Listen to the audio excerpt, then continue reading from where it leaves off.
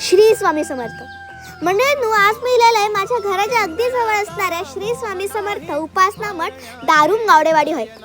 हय हय येऊसाठी किती भक्त किती लांबून लांबून येतात.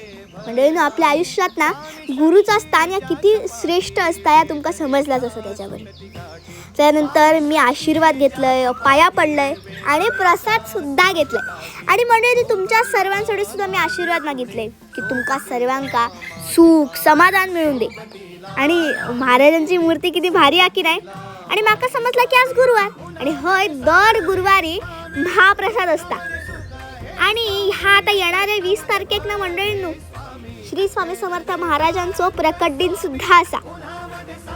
जिंकण्याचा मोह नाही, हारण्याचे भय नाही, स्वामी शक्ती ज्यांच्या पाठी, वेदनेच्या सुटती गाठी. श्री स्वामी समर्थ. जय जय स्वामी.